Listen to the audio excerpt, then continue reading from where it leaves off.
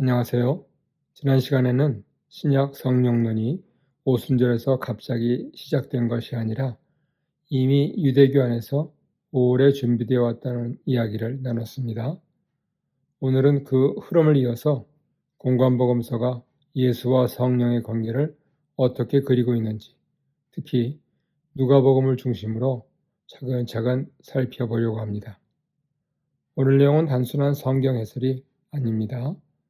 20세기 신약학 전체를 뒤흔든 세계의 논쟁, 그리고 그 논쟁 속에서 예수의 요단강 경험과 성령 이해가 어떻게 함께 해석되어 왔는지 추적하는 여정입니다.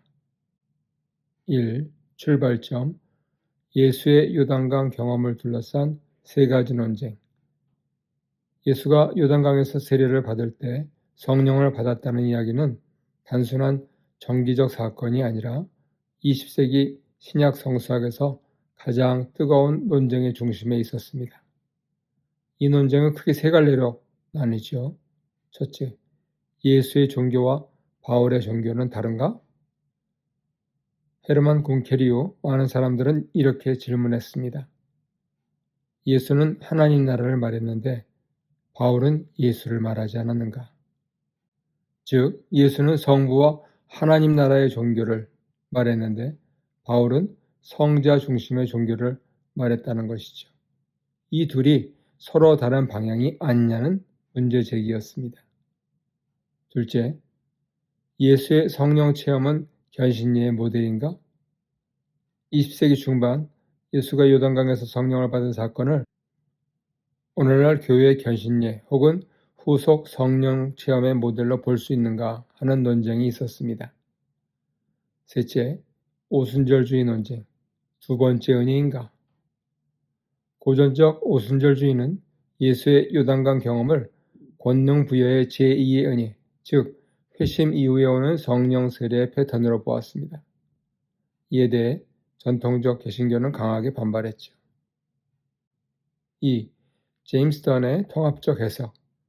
이 세 논쟁을 하나로 묶어 제시한 학자가 바로 제임스 던입니다. 던의 핵심 주장은 이렇습니다. 성령의 선물은 회심과 분리된 두 번째 축복이 아니라 언제나 회심, 입회와 함께 주어진다. 던은 세 가지 입장을 모두 반대했습니다. 성례전주의가 아니다. 세례를 받으면 자동으로 성령이 주어진다는 주장이죠. 오순절주의가 아니다. 성령 세례는 나중에 오는 두 번째 은혜라는 주장이죠. 견신례주의가 아니다. 성령 수요가 세례 이후 별도로 주어진다는 주장입니다. 던에게 성령의 선물은 회개와 믿음이라는 인간의 응답에 대한 하나님의 구원 행위입니다. 그리고 그 결과 성령은 죄사함의 확신, 새 창조의 삶, 아들됨의 정체성, 하나님 나라의 첫 열매와 계약, 이것을 제공한다고 봅니다. 이 관점에서 저는 이렇게 결론 짓죠. 예수의 요단강 경험은 모든 그리스도인의 성령 체험의 원형이다. 3. 그러나 누가복음에서는 문제가 생긴다. 문제는 여기서 시작됩니다. 던의 해석은 바울 서신에는 잘 들어맞습니다. 그러나 누가복음과 사도행전에 적용하면 균열이 생깁니다. 이에 대해 로저 스트론스테드와 로버트 맨지스는 정면으로 반박합니다. 그들의 핵심 주장은 이렇죠. 누가에게 성령은 구원을 위한 중생의 선물이 아니라 예언과 선교를 위한 권능 부여의 영이다. 즉, 성령은 이미 구원 공동체 안에 있는 사람들에게 주어지고 윤리적 갱신과는 거의 직접 관련이 없으며 복음을 밀어붙이는 선교적 추진력으로 나타난다는 것입니다. 이 관점에서 예수의 요단강 경험은 제자들의 오순절 경험을 미리 보여주는 패러다임이 됩니다. 4. 누가복음 1, 2장 탄생 이야기와 예언의 영.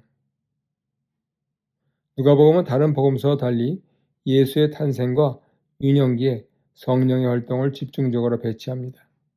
엘리사벳, 스가랴, 시므온, 안나. 이들은 모두 공통적으로 성령에 충만하여 말하였다라는 표현과 함께 등장하죠. 이 장면들은 모두 유대교에서 말하는 예언의 영의 전형적인 모습입니다. 은사적 계시, 예언적 발화, 성전 중심의 경건, 메시아적 구원에 대한 인식. 누가는 이를 통해 기독교가 유대교와 단절이 아니라 연속이자 성취임을 강조합니다. 5. 세례요한, 종말론적 회복의 신호탄. 세례요한은 단순한 설교자가 아닙니다. 그는 말라기 전통이 기대했던 엘리야적 인물입니다. 누가는 요한을 이렇게 묘사하죠. 모태에서부터 성령으로 충만, 엘리야의 영과 권능으로 사역, 이스라엘의 회복을 준비하는 선지자.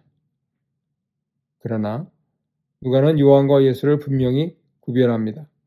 요한은 지극히 높으신 이의 선지자, 예수는 지극히 높으신 이의 아들입니다.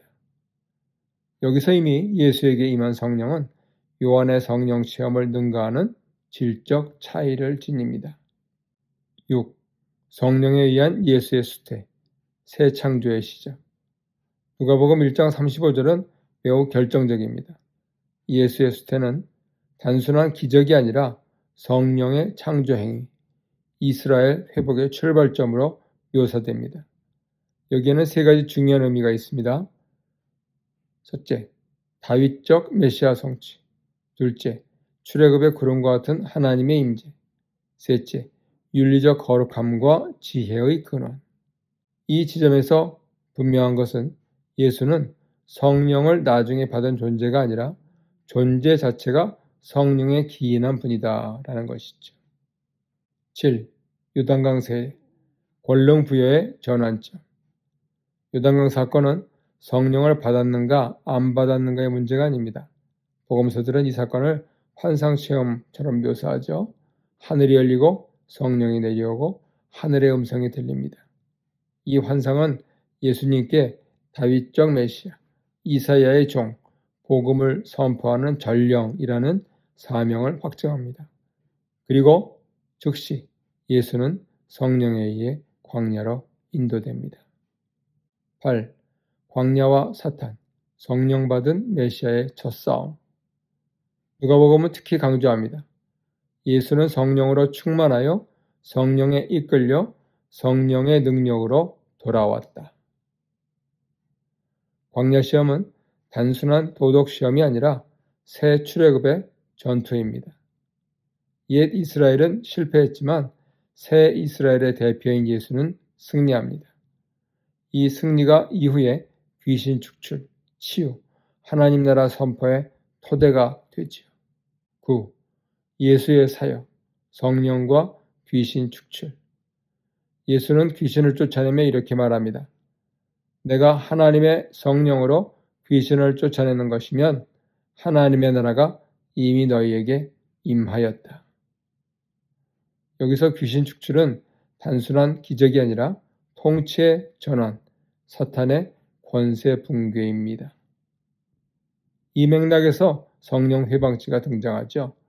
하나님의 해방 행위를 사탄의 일로 돌리는 것, 그것이 곧 성령에 대한 모독입니다. 결론, 누가가 그린 예수와 성령.